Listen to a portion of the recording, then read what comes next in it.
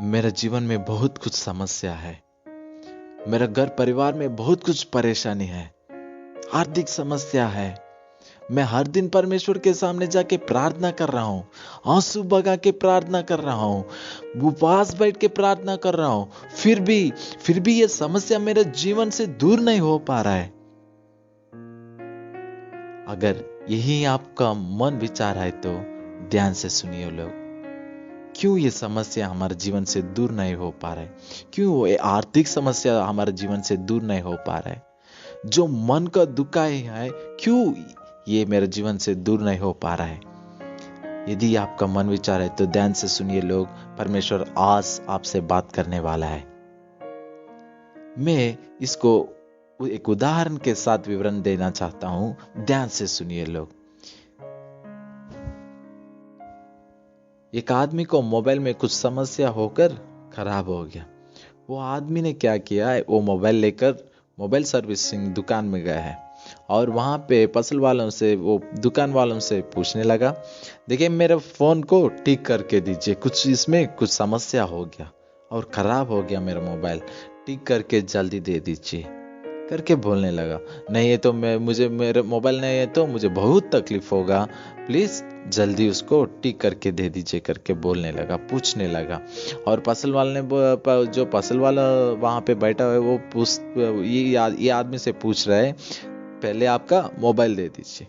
ये आदमी उसका गोजी में ही रख के, पॉकेट में ही उसका मोबाइल रख के बार बार यही बात बोलने लगा, ठीक करके दे दीजिए, मेरा मोबाइल ठीक करके दे दीजिए। और उसको बहुत गुस्सा आ गया फसल वालों को। देखिए पहले आपको मोबाइल मेरे हाथ में दे दीजिए ताकि मैं रिपेयर करके आपको मोबाइल अच्छा से ठीक करके आपको दे दूंगा करके बोलने लगा। देखिए लोग अच्छा से सुनिए, कब तक उसका मोबाइल इसका गोजी में है, पॉकेट में ही है, कैसा वो आदमी रिपेयर कर सकते हैं? एक उदाहरण के साथ मैं ये बात बोलना चाहता हूं, हम भी जब भी प्रार्थना करने के लिए जा रहे परमेश्वर के सामने, हमारा समस्या को लेकर जा रहे, लेकिन जो समस्या हम परमेश्वर के सामने लेकर जा रहे, वो हम परमेश्वर को हाथ में नहीं सुन रहे।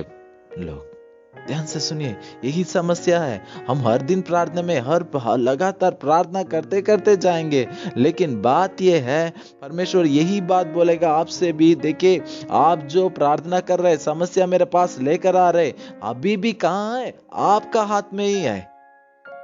परमेश्वर यही मांग रहा है, पहले आपके समस्या को कहां पे सौंपना है? परमेश्वर को ऊपर सौंपना है। हम लोग भजन संग्रह को 55-22 में देख सकते हैं। देखिए साम्स 55:22 में लिखा हुआ है, अपना बोझ यहोवा पर डाल दे, वह तुझे संभालेगा। हम यही गलती करेंगे। हर दिन हम लोग प्रार्थना में जाएंगे, लेकिन हमारा समस्या कहां रहेगा? हमारा हाथ में ही रहेगा। हम लोग कभी परमेश्वर को ऊपर नहीं सौंपेंगे। यही समस्या होगा। जब तक वो समस्या आपका हाथ में रहेगा, उसको परिष्कार नहीं मिलेगा। जब आप जो समस्या आपका हाथ में है, परमेश्वर को हाथ में सौंपेगा, तुरंत आपको परिष्कार जरूर मिलेगा।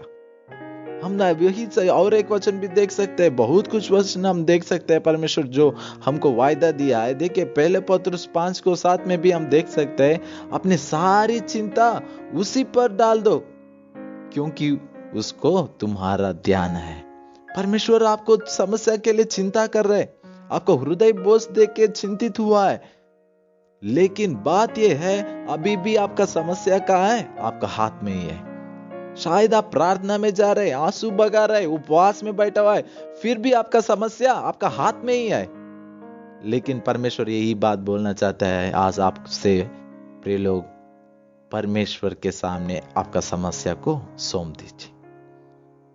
देखिए हम लोग कैसा पहचान सकते हैं, ये बात भी मैं बोलना चाहता हूं। देखिए हम लोग कैसा पहचान सकते हैं, मैं परमेश्वर को सामने सौंपा है कि नहीं। मैं एक बात बोलूंगा, देखिए यदि आप सौंप दिया है, तो जो समस्या को परमेश्वर को सामने आप सौंप दिया है, तो इसके बारे में चिंता आपको नहीं रहेगा। जब आप प्रार्थना में जाएगा, गुड़ा में जाएगा, तुरंत आप प्रार्थना करके समस्या को परमेश्वर के सामने सौंप दिया, तो इसके बाद आपको हृदय बहुत हल्का हो जाएगा और इसके बारे में चिंता नहीं रहेगा। क्योंकि जो परमेश्वर को हाथ में आप जो समस्या को सौंप दिया है, वो विश्वास परमेश्वर है, वो बहुत कुछ अच्छे से संभालेगा, आपको चिंता नहीं रहेगा। क्योंकि वो इसका परमेश्वर को हाथ में कुछ भी असंभव नहीं है। यदि आपको प्रार्थना होने के बाद भी ये वही चिंता हो रहे, तो ये बात आप समझ लीजिए, अभी तक आपका समस्या परमेश्वर को सामने आप सौंपा ही नहीं। मैं यही एक ही परमेश्वर आज आपसे बात करना चाहते हैं। ध्यान से सुनिए। आपको समस्या को पहले परमेश्वर को हाथ में सौंप दीजिए, इसके बारे में चिंता मत कीजिए। यदि आप सौंप दिया है करके आप मन में सोच के फिर आप चिंता कर रहे, तो ये बात आप समझना पड़ेगा, आपका समस्या को परमेश्वर को सामने सौंपा ही नहीं। इसलिए देखिए, फिलिप्पी 4:4 हम लोग बहुत बार पढ़ा हुआ है, फिर भी हम लोग इसको अनुशासन में नहीं रख पाएंगे। देखिए, प्रभु में सदा आनंदित रहो। फिर से कहता हूं, सदा आनंदित रहो। और अच्छा बात बोला है, इसमें अच्छा वचन लिखा हुआ है, किसी भी बात को चिंता मत करो, क्योंकि जो परमेश्वर के हाथ में आपको समस्या आप सौंपने वाला है, वही परमेश्वर सामर्थ्य शक्तिवंत परमेश्वर है। उसको हाथ में कुछ भी असंभव नहीं है। लेकिन बात यह है, आप आज परमेश्वर के सामने जाके पूरी तरफ से आपका समस्या को उसके हाथ में सौंप के, आपको चिंता भी परमेश्वर को हाथ में सौंप के आप शांति लीजिए। मैं जरूर बोलूंगा, आप अभी आज परमेश्वर को सामने जाके आपका समस्या जो भी हो, कितना भी बड़ा होने दीजिए, आप सौंप दिया तो जरूर आज ही आप छुटकारा मिलेगा। वो समस्या से छुटकारा जरूर मिलेगा, आज ही मिलेगा, क्योंकि परमेश्वर आज आपसे बात कर रहा है, बात किया है। आज विश्वास किया तो प्रार्थना में बैठिए, हम लोग मिलकर प्रार्थना करेंगे। दयालु परमेश्वर, आपको धन्यवाद देता हूं राजा। शायद सच में मैं संपूर्ण स्थाई में मेरा समस्या को आपको हाथ में सौंपा ही नहीं। मैं आज आपके चरणों के सामने आ रहा हूं। मैं बहुत बार आपसे प्रार्थना किया है। मैं आज विश्वास करता हूं राजा, आप मेरा समस्या को संभाल सकते हैं। ले लीजिए प्रभु, जो भी चिंता मेरे हृदय में है, जो भी आंसू, जो भी दुखाई, जो भी समस्या है, मैं आपके हाथ में सौंपना चाहता हूं। आपको कुछ भी असंभव नहीं है राजा। इसके बारे में चिंता को भी आपके हाथ में सौंपता हूं राजा।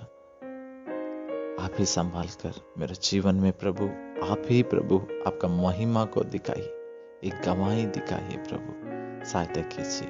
प्रार्थना करते हैं यीशु मसीह के नाम से, आमीन।